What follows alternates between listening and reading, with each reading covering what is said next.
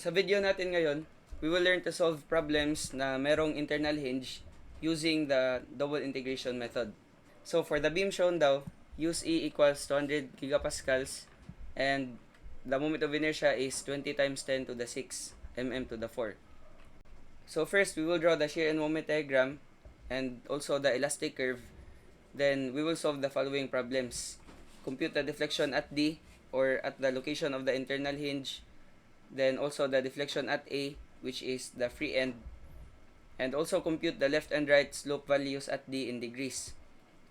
Now, ito yung dapat mong tandaan. If we have an internal hinge, then we have left and right slope values. Since iba kasi yung rotation niya from the left and also from the right. So, kaya merong left and right slope values. It will happen kapag merong internal hinge. So, yung first natin gagawin is we have to solve the reactions. But first, we will isolate members DE and members ABCD. Since merong internal hinge dyan, we have to split this into two segments. I mean, two sections. So, once we cut at the internal hinge, then we have these two members.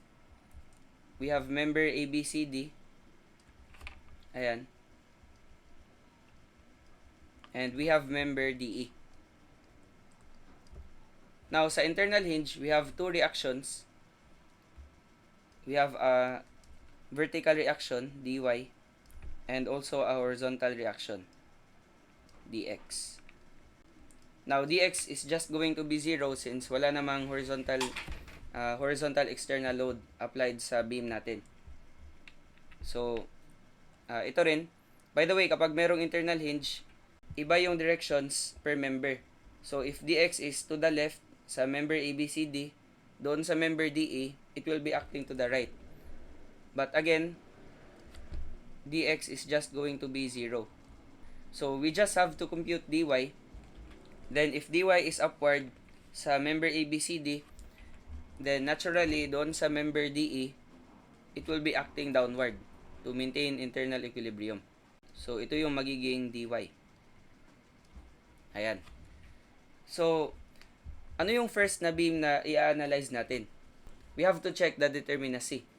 Notice na if we start at DE, then we don't know dy yet, so it will essentially become indeterminate.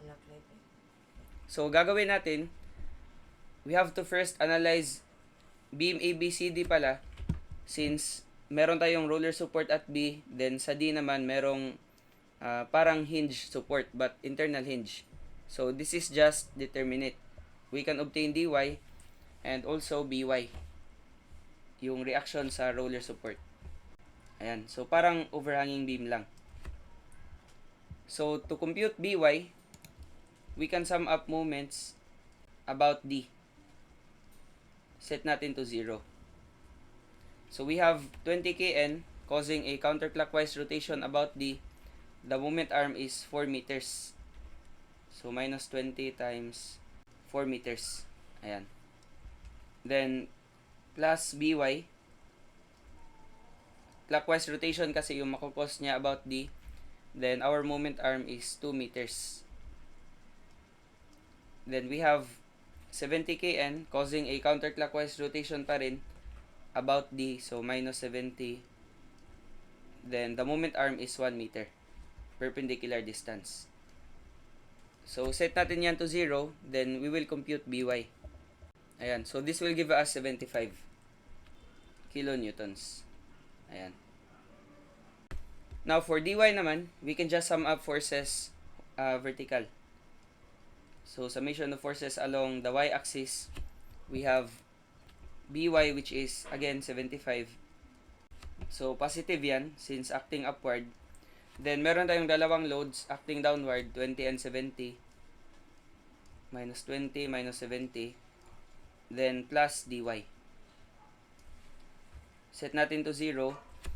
Then, computing dy, we would have 70 plus 20 minus 75.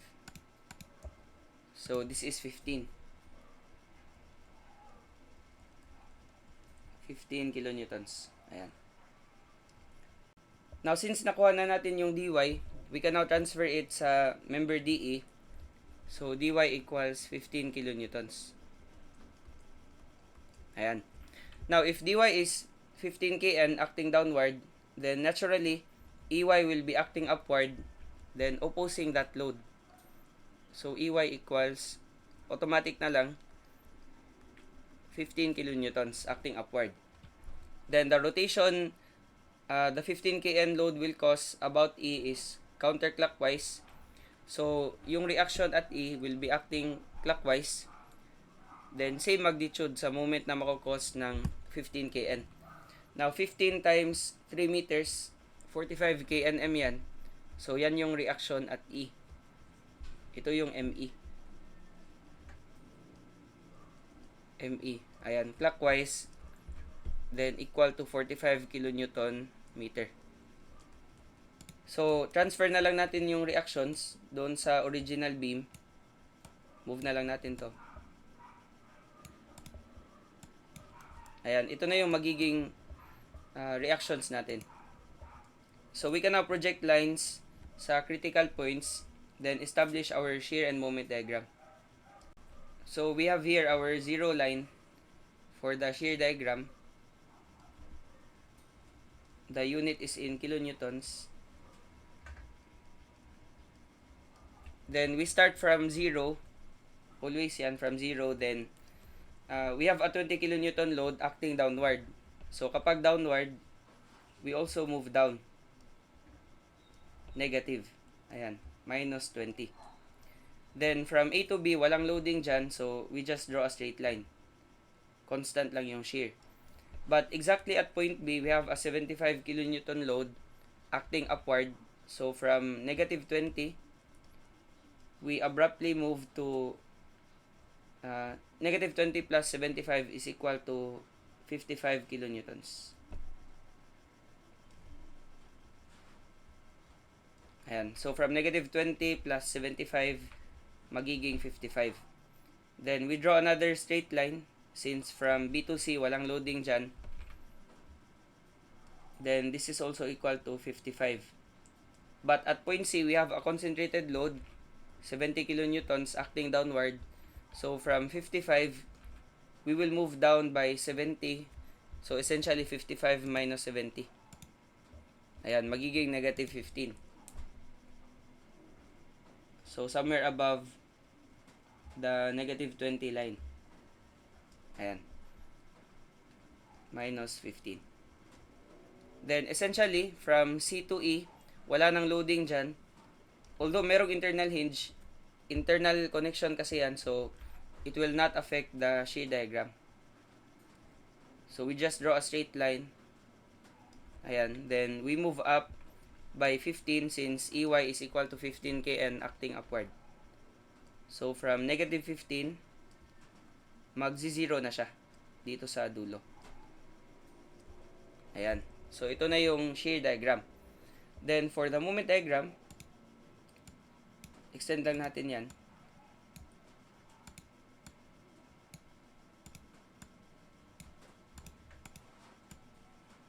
Ayan. Bali, yung mangyayari sa moment diagram is, 1 degree lang lahat since lahat ng loads dyan, constant, straight line. So, 0, then plus 1 degree. 1 degree yung moment diagram natin. The unit is in kilonewton meter. So, again, we start from 0. 0 talaga yan sa left and right ends. Then, from 0, we will move down since this is a negative area. We can label this as area 1. Ito naman area 2. Then, this entire area is, let's say, area 3. Ayan. So, we start from 0, then, area 1 is equal to, dito na lang. Negative area yan, so negative 20 multiplied by the base, 2 meters. So, this will give us negative 40. Ayan. Then, negative yung slope. So, from left to right, bababa tayo. Yan yung negative slope. Negative slope, left to right, downward, then Kapag left to right upward naman, yan yung positive slope. Ayan. So, from 0, we move down to negative 40.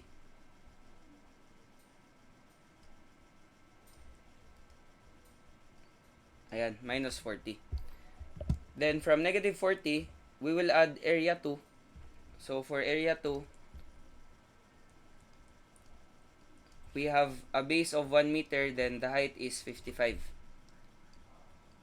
So, 55 times 1 equals positive 55. So, from negative 40, we will add 55. So, the moment at point C will be positive 15. Negative 40 plus 55. So, we will move up. Ayan. This is 15 kilonewton meter. Then, from positive 15 kilonewton meter, we need to compute area 3. Then, ibabawas natin since negative area yan. So, A3 equals, the base is 4 meters, 3 plus 1, and the height is 15. So, 15 times 4 is equal to, again, negative yan, negative area. We have negative 60. So, from positive 15, we will subtract negative 60. 15 minus 60 gives us negative 45. So, we will move down slightly below the 40 ordinate. Move na lang natin to. Ayan, this is negative 45. Then, notice na hindi magzi-zero yung moment dito sa E. But that's because meron tayong moment reaction exactly at point E. So, negative 45 yan, but we have left and right moment values. For the right moment value, we will add the reaction at E. Now, 45 kNm yan, clockwise, so positive, meaning from negative 45, we will move up by 45.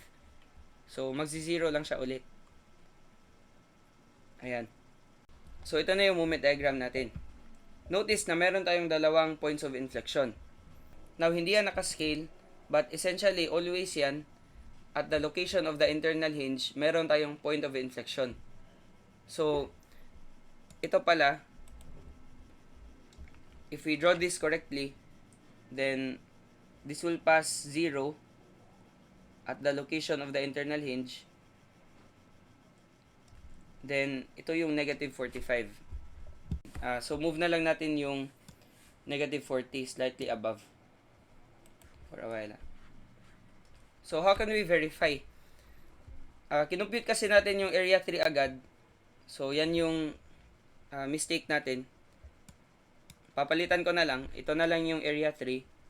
Tapos, ito naman area 4. Baguhin na lang natin . So, area 3 is negative 15 multiplied by the base 1 meter. This is equal to negative 15. Ayan. So, from positive 15, we move down by negative 15.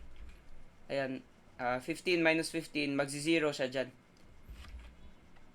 At the location of the internal hinge. Ayan. Then, same pa rin. To obtain A4, andyan pa rin yung ordinate niya. But, magbabago yung solution if babaguhin natin yung area. Area 4 will now be negative 15 multiplied by the base 3 meters. So, this is negative 45. Ayan. So, from 0, bababa tayo, negative slope, going to negative 45. Ayan. So, meron tayong dalawang points of inflection. Ito. Point of inflection yan. Ito rin. Point of inflection or point of contraflexure. Yung mangyayari dyan is merong change sa orientation ng bending ng beam. Diba kapag negative moment, then negative bending. Then kapag positive moment naman, positive bending. Notice na sa region na yan, negative yung moment. So if we project a line up to this point, then meron tayong negative bending, which is yung bending is naka-frown. 'Di ba? Negative bending naka-frown, kapag positive bending naman naka-smiley. So, let's say na yung bending dyan ng AB is paganyan. Naka-sad face. Although we don't know for sure if this will be acting downward. Mamaya, once we compute the deflection, we will learn if this will be acting downward or upward. Meron kasing dalawang possibilities kapag negative bending. Pwedeng paganyan yung bending or pwede rin na paganto. Paganyan. Negative bending pa rin yan since this is the half part of the sad face. So, for now, I will just assume na naka-sad face talaga. Paganyan. Then, after the point of inflection, merong positive moment na region. From this point going to point D. Ayan. So, kapag positive moment, then naturally, yung bending is naka-smiley. So, merong change in bending. Paganyan na. Pa-smiley. Ayan. Then, ito na yung magiging final location ng internal hinge. Again, sa internal hinge, deflection is permitted. So, this will naturally move down. Exaggerate lang natin ng konti. Ayan. Now, dito naman sa member DE, meron tayong negative bending. So, kapag negative bending, half part ng frown. So, pa ganyan. Fixed kasi yan. So, 0 yung slope dyan. Then, it will continue patungo sa point D. Ayan, negative bending. So, we will now compute the deflection at D and the deflection at A. Now, for the deflection at D, we cannot start using member ABCD. I mean, from the left. Bakit? If we will form the singular moment equation from the left, hindi kasi natin alam kung ano yung deflection sa D. Ayan. So, magkakaproblema tayo sa boundary conditions. Kasi kapag from the left tayo, let's say member ABCD, isang boundary condition lang yung alam natin. We know that at point B, deflection is not permitted since meron kasing roller support. So, essentially, we will start pala dito sa member DE. Ayan. Sa member DE kasi meron tayong dalawang boundary conditions. At the fixed support, slope is equal to 0 and deflection is also equal to 0. So, dito tayo magsisimula. Ayan. So, we will form member DE first. Again, yung deflection niya is paganyan. Ito yung elastic curve. Tas dito naman, paganyan. Then, merong region somewhere between sa B wherein merong point of inflection. So, magiging smiley. Ayan, patungo sa point D. Then, both of the deflections will meet at this point. Ayan. So, let's first consider member DE. We will form the singular moment equation which is denoted by EI y prime prime. This is our moment equation. Ayan. So, we will cut the segment just before where it ends. Ayan. Then, this is equal to x. So, taking moments about the cut, we have 15 kn multiplied by x. Then, this rotation is counterclockwise. So, minus 15 multiplied by x. Then, once we integrate, yung y prime prime magiging y prime na lang. Then, this is already our slope equation. Integrating negative 15x, we have minus 15 times x squared plus 1 sa exponent. Then, divide it by the exponent over 2. Now, since nag-integrate tayo, merong arbitrary constant na lalabas.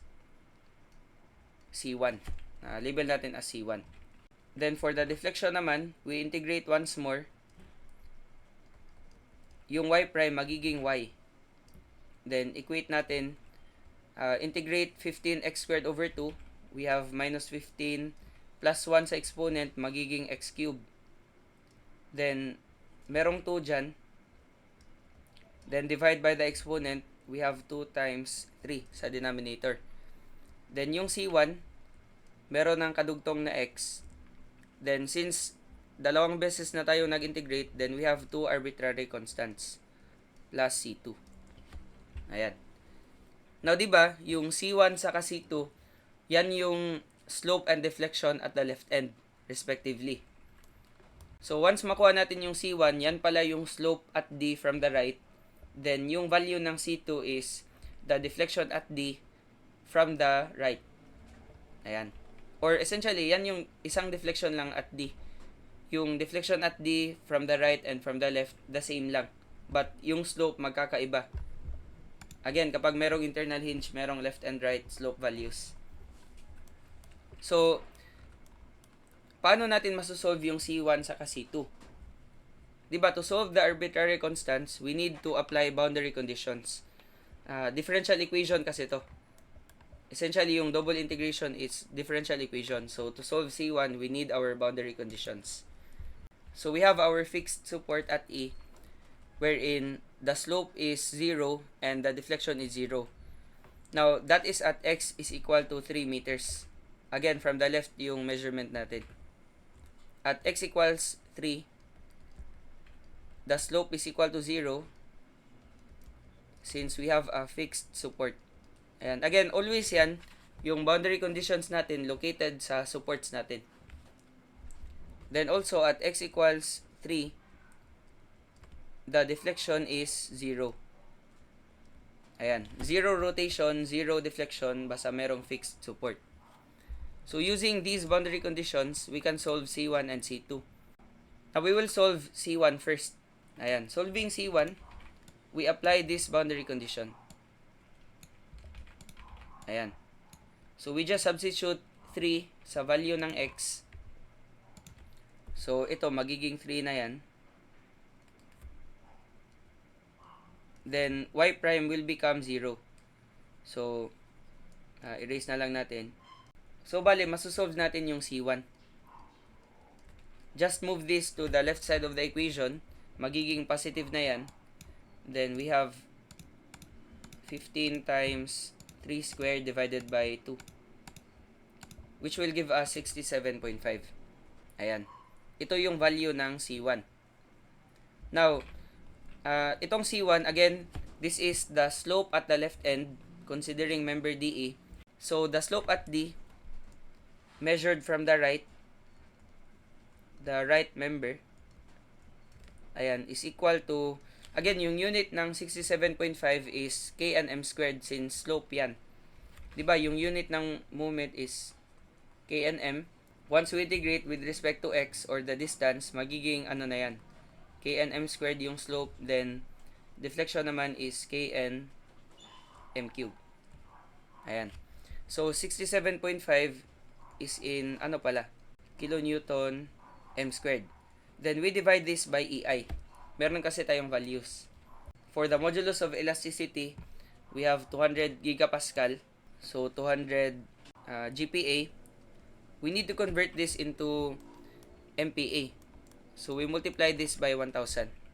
1 GPa is equal to 1,000 megapascal. Now, sir, why are we dividing by EI? Essentially, dito galing yan. Then, once we have established C1, C1 is equal to 67.5, then we want to compute the slope at D, which is at x equals 0. So, at x equals 0, then we substitute 0 sa value ng x. This will cancel. We are only left with C1. So, EI y prime is equal to 67.5. Then, to obtain the slope, we just divide this by EI. Ayan. So, again, continue lang natin. Yung value naman ng I is 20 times 10 to the 6 mm to the 4. So, dito sa unit analysis natin, yung kn saka m squared, hindi consistent yung unit dito sa ilalim. Again, magkakancel yung GPA since we convert it into MPa. So we are left with Knm squared. Then di ba MPa is equivalent to Newton per mm squared. So dito sa ilalim we have Newton per mm squared, then multiplied by mm to the 4. So magka-cancel yung mm squared. For mm to the 4 magiging mm squared na lang. So itong numerator, we need to convert this into Newton mm squared. To convert Kn into Newton, we have 1 Kn dito sa ilalim, then 1 Kn is 1000 newtons, di ba? Then for m squared naman, we have 1 meter is 1000 mm. But since naka-square yan, we also need to square the conversion factor. So 1000 times 1000 squared magiging ano yan, 1000 cube. So magka-cancel yung Kn, cancel din yung m squared. This will be raised to 2 after applying the exponent. So what's left sa numerator would be Newton times mm, then naka-square. So magka-cancel din yung Newton, cancel ito rin, magka-cancel yan, then mm squared will cancel with mm squared sa ilalim. So essentially wala nang unit na matitira. So kaya yung resulting unit ng slope is naka-radians. Ayan, radians. But essentially yung radians is i-convert natin into degrees since naka-mention sa problem na compute the left and right slope values in degrees. In radians, we just take this value. But since in degrees yung tanong, then we convert this into degrees, yung radians. So, multiply natin yan by, again, 1000 times 1000 squared, which is 1000 cubed. The result will be in radians. So, ito yung pag-type sa ilalim. 20 times 10 to the 3, then 20 times 10 to the 6. Ito lang. By the way, yung 1000 cubed, pwede mong i-input as e to the 9. Same result pa rin. So we would get 0.016875. 75. Ayan. Now, this is still in radians. Again, walang unit na matitira. So, converting this into degrees, we have 180 degrees is to pi radians. Ayan. Magka-cancel yung rad. So, this will give us 0.96687. Using 5 decimal places lang. 87. Ayan. This is in degrees. So, if we will check sa application natin, we have this value of the slope. Ayan. 0.96687. Yan yung slope from the right, considering member DE. Ayan. So, paano naman yung deflection? Yung deflection dito sa application is 33.75.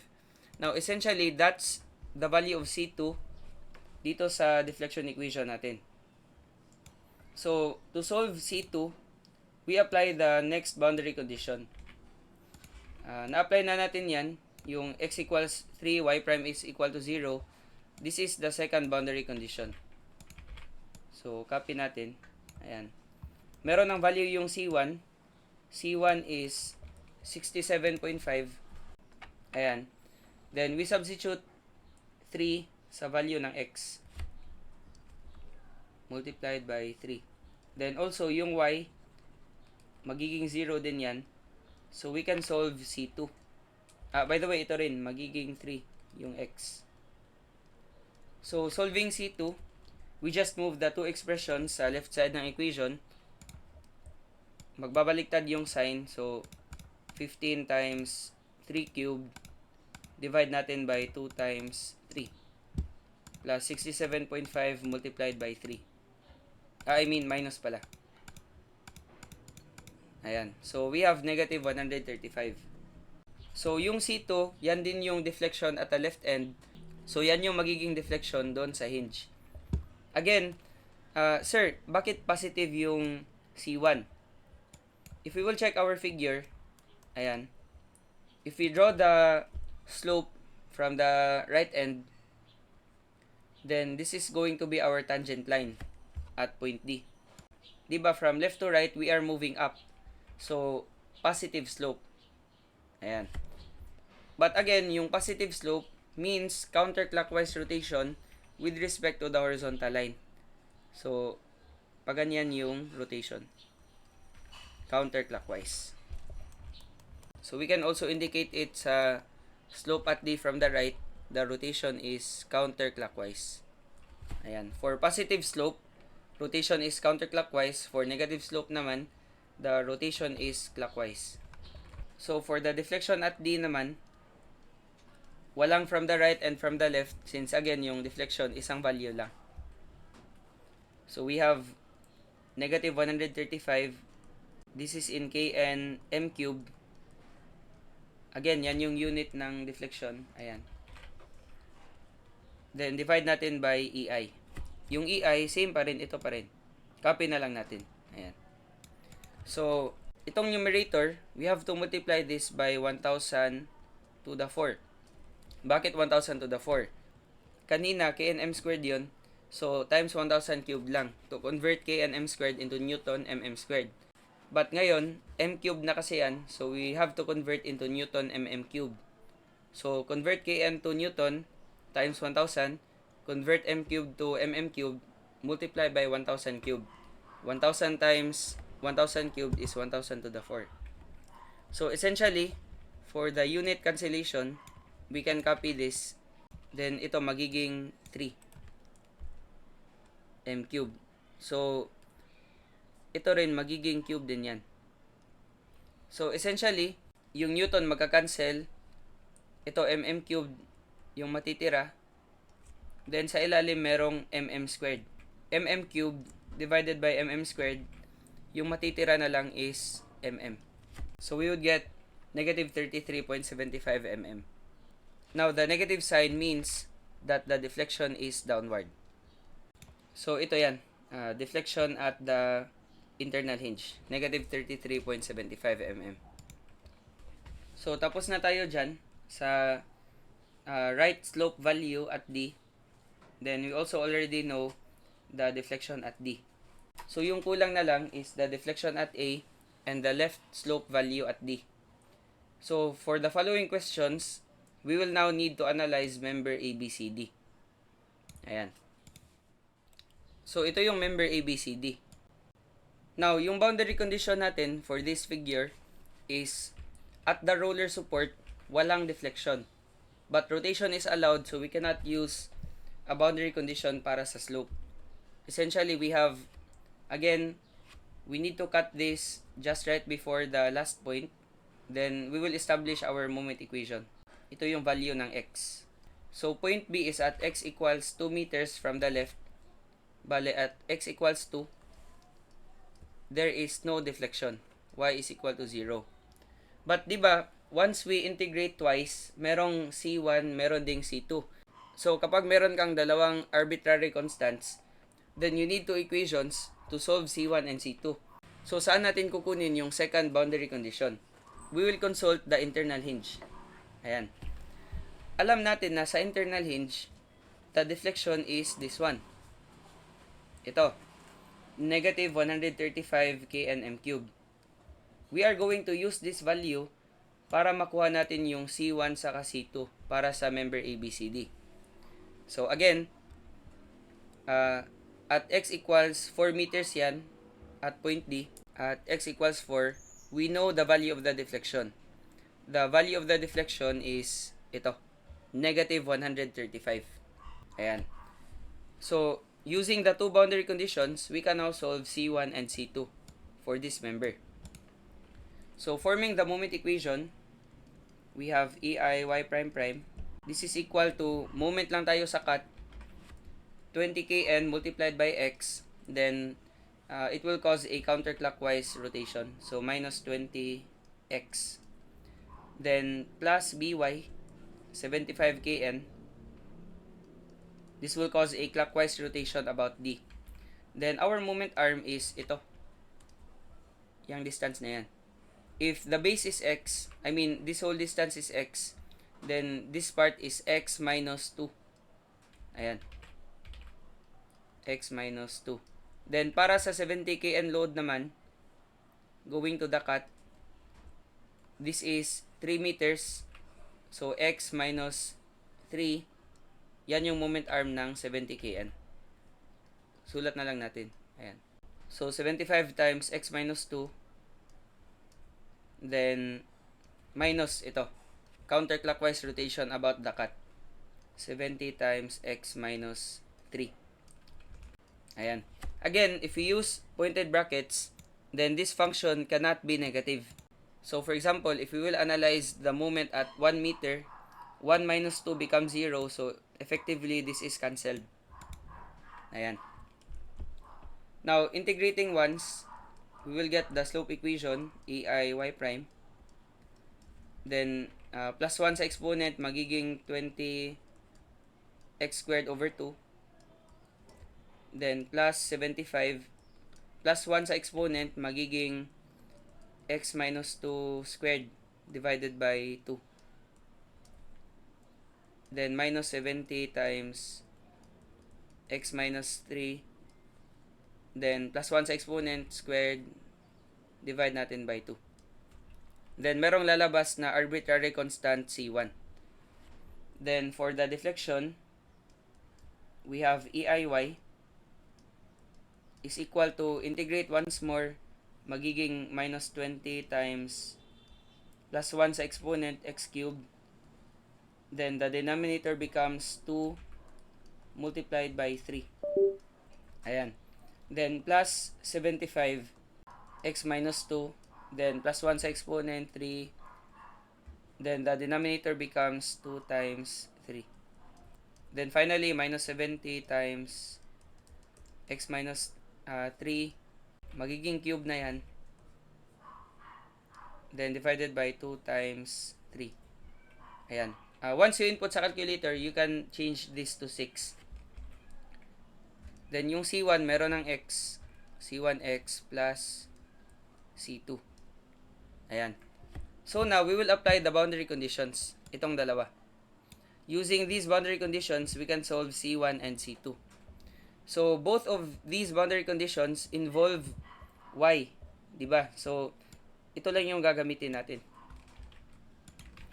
So, for the first boundary condition, ito, at x equals 2, y equals 0, we will just substitute 2 sa lahat ng values ng x.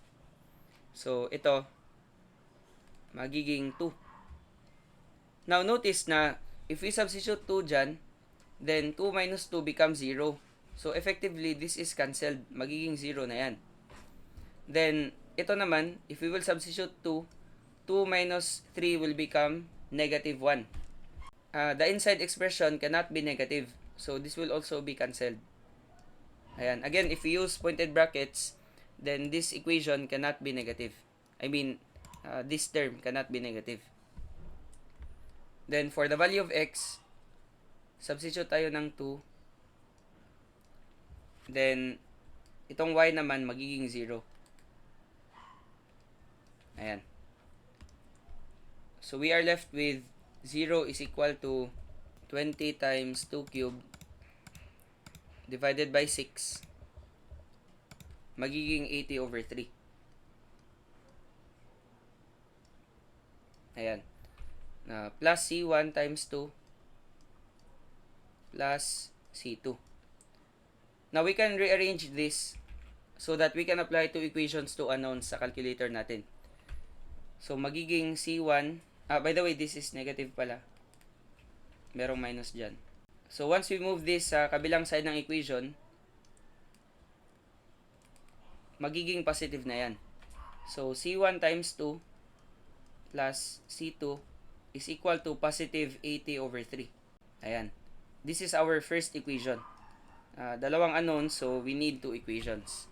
For the second equation, we need to apply this boundary condition. So, at x equals 4, y is equal to negative 135. So, copy natin ulit yan.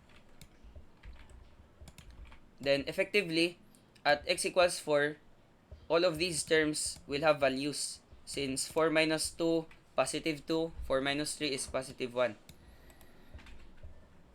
So, substitute lang natin. itong y, magiging negative 135. But, take note ha, na itong value ng y, wait lang, ito. Diba, EIY essentially yan galing. EIY is equal to negative 135. So, itong C2 pala, or the actual deflection at D, is negative 135 divided by EI. Ito. Essentially ito. Negative 135, dinivide natin yan by EI. So, if we know that this is over EI, then dito, merong over EI yan, magkakancel yung EI. So, we are just left with negative 135 as a constant. Ayan. Emphasize ko na lang. Yung deflection at 4 meters is 135 divided by EI. So, substitute natin yung values. Yung x magiging 4 lahat. Ito rin, 4. Tapos ito. Then, we have C1. C1x. Multiply this by 4. Tapos, plus C2. So, gagawin natin ngayon, we will just move all of these sa kabilang side ng equation. Magpapalitan yung signs. Then, we have negative 135 already sa left side. So, minus 135. Ito. Then, ito, magiging plus na yan. Plus 20 times 4 cubed divided by 6. Then, ito magiging minus, ito magiging plus. 75 times 4 minus 2 is 2. 2 cubed divided by 6. Then, plus, ito. 70. 4 minus 3 is 1. 1 cubed is just equal to 1. So, yung matitira na lang is 70. 1 cubed is 1 lang. Then, divided by 6. So, the left side of the equation will be negative 10. Minus 10 is equal to C1 times 4. Then, plus C2. Ayan. Now, we can already use two equations to unknown sa calculator natin. But since madali lang naman, we can just simplify this one. We have here C2 is equal to negative 10. Then, move this to the other side of the equation. Magiging minus C1 times 4. Ayan. So, itong value ng C2, we will substitute it sa first equation natin. Ito. So, copy natin yan. Then, C2 becomes this one. Negative 10 minus C1 times 4. So, we can solve C1. So, 2x. Then, minus 10 minus 4x. C1 times 4 is equal to 80 over 3. So, solving C1, we have negative 18.33. Ayan. So, once nakuha na natin yung C1, we can also solve C2. So, for C2, we have here negative 10 minus negative 18.33. Ito, C1 times 4. Equals minus 10, then minus negative 18.33 multiplied by 4. So, we would get 63.32. Ayan. Ito yung C2. Now, yung C2, yan yung deflection at the left end. Diba? Yung left end sa member ABCD is this one. Yung point A. Notice na this is positive. So, what does it imply? It implies that the deflection at the left end is upward. Positive kasi. So, mali pala yung elastic curve na inassume natin. Bale, yung actual na mangyayari is merong positive deflection sa A. So, paganyan yung elastic curve. This is how we know for sure. Wait lang. Parang ganyan. Negative bending up to the point of inflection. So, if we are to revise our original elastic curve, then this will become paganyan. Negative bending up to the point of inflection. So, merong positive deflection dyan. Upward deflection. So, to compute it in mm, we have the deflection at A, or the left end, is equal to C2. C2 divided by EI, essentially. So, 63.32. Ano yan? Kn m cubed since deflection. So, multiply natin by 1,000 to the 4. Or e to the 12 yan. Times 10 to the 12. Same lang. Then, divide natin by EI. Same conversion factors pa rin. Ayan. Now, para hindi na tayo mahirapan, isustore lang natin yung EI dito sa calculator. So, 200 times 1,000 times 20 to the 6. We have this value. Shift store, lagay natin sa A. Ayan. Recall A. Then, this would be equal to 63.32 times 10 to the 4 or times 1,000 to the 4 or times 10 to the 12. Same lang. Then, divide by EI. We would get 15.83. This is in mm. Then, positive. So, we have an upward deflection. So, ito yan. 15.83 positive. So, upward deflection. Now, what we want next is, finally, ito na lang yung kulang. Left slope value at D. Tapos na tayo dyan. So, for the left slope value at D, we need the slope considering member ABCD. So, essentially, that would be at x is equal to 2 plus 1 plus 1 is 4 meters. Compute natin yung slope. Ayan, at 4 meters. Move lang natin Ayan. Again, yung value ng C1, C1 is negative 18.33. Copy natin. Ano na lang? Minus 18.33. Ayan. Then, we want the slope at x equals 4. So, substitute 4 sa lahat ng value ng x. So, ito magiging 4. Then, 4 minus 2 is just positive, so it will not cancel. Ito rin, 4 minus 3. So, EIY prime is going to be negative 20 times 4 squared over 2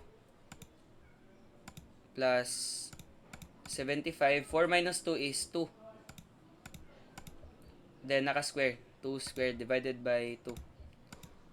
Then, minus 70. 4 minus 3 is equal to 1. 1 squared, magiging 1 lang. So, wag na lang natin isulat. 70 over 2 na lang. Then, minus 18.33. Ayan. So, the slope from the left is negative 63.33. Ayan.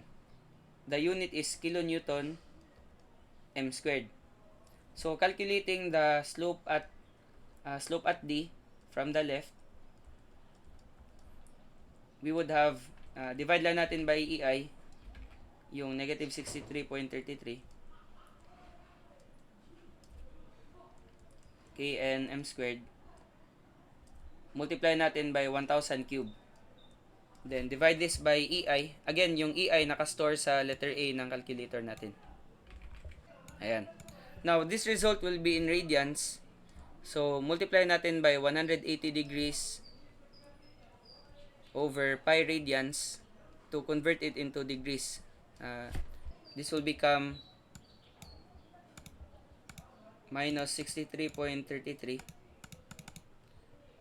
Then, times 1,000 cube or e to the 9 times 10 to the 9. Ito na lang. Then, the bottom part is nakastore sa A. Then, times 180 divided by pi radians. Ayan. Yung tawag pala dyan is flexural rigidity. Yung EI. Itong nakastore sa A. So, this will give us slope at D from the left is negative 0.907. 14. This is already in degrees. Ayan. slope from the left. Now, bakit negative yung slope? Let us check our elastic curve. Ayan. Notice na dito sa point D, positive bending yan. So, if we are to draw the tangent line, then it would look like this. Ganyan. So, from left to right, we are moving down. So, kaya negative yung slope. Doon naman sa member DE, ganyan yung slope. So, from left to right, kaya positive. Ito naman negative from left to right downward. But essentially, once we draw our rotation, dito na lang. Ayan. Pag i-draw natin yung rotation, ito yung tangent line, left to right, going down. But the rotation is clockwise with respect to the horizontal. Ayan. So, we can indicate this as a clockwise rotation. Kapag negative, clockwise rotation. Positive naman, counterclockwise rotation.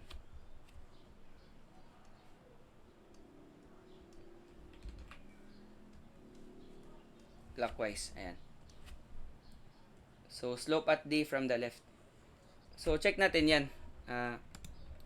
Yung from the left na slope value, ito yung from the right, 0.96687 yung nakuha natin kanina. Paano naman if from the left?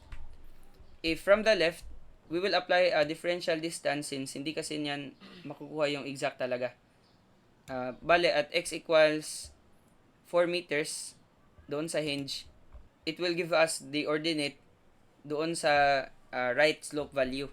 So, to determine kung ano yung value ng slope just before 4 meters, we will input 3.99 sa value ng x. Ito. At a differential distance from the hinge support. So, we will input 3.999. Ayan. Ito yan. Negative 0.90718. Ayan. So, same lang. Meron lang discrepancy since yung 63.33 na ground off kasi tayo. But if we will use a non-terminating decimal, ayan, it will give us the exact value. 0.90718. Ayan. So, ito na yung sagot para sa left slope value. So, recap lang. We have to analyze the members separately. Then, we first determine the deflection doon sa fixed end since hindi natin alam yung deflection dito. So, we cannot start from the left end. Then, once we obtained the deflection at point D, we used it as a boundary condition for member ABCD. Ito. Then, using these boundary conditions, meron tayong two equations, two unknowns. Itong dalawa. Then, we were able to solve C1 and C2. Then, finally, the slope of D from the left end. So, I hope na nakatulong yung lecture natin in dealing with problems na merong internal hinge, lalo na sa double integration.